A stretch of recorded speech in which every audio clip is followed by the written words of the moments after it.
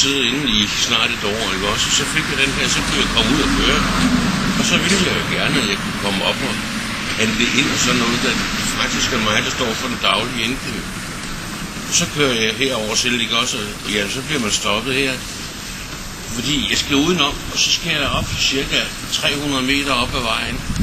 Så kan jeg komme over der, men så er der ikke nogen cykelsti deroppe. Nej, fordi hvor kører du så over? Det gør du op i krydset? Op i lyskurven Ja, deroppe. det er fint, og der er jo fodgængerovergang og sådan noget. Ja. Og hvad så, når du kommer over på Torv Allé? Jamen, der er jo ikke nogen cykelsti. Nej.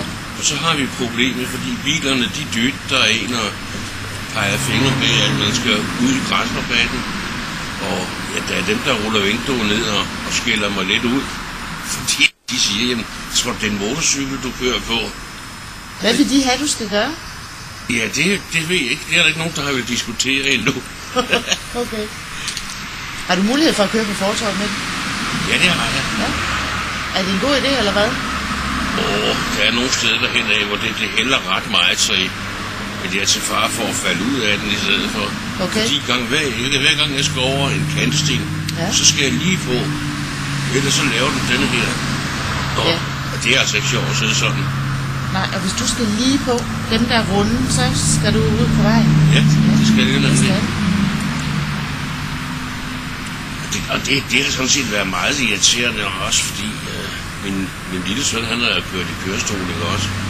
Der prøvede vi at rette op på det, men der er ikke sket noget endnu. Okay. Så det du egentlig fortæller mig, det er de adgangsforhold, der er til centret her.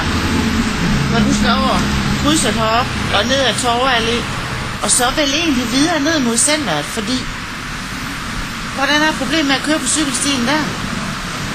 Når man kommer ned til centret, der er det sådan ganske udmærket at køre ned ved centret. Ja, foran centret, Ja. men ned til centret, Ja. fra Torv Allé og ned, er det også godt nok?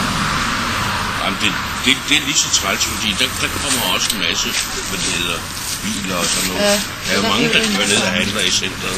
Ja, det er det. Så det optimale, kan jeg godt høre på dig, det er den her vej. Kom ind ad stien her. Ja, absolut, fordi så er jeg fri for at blive blandet med den tunge trafik.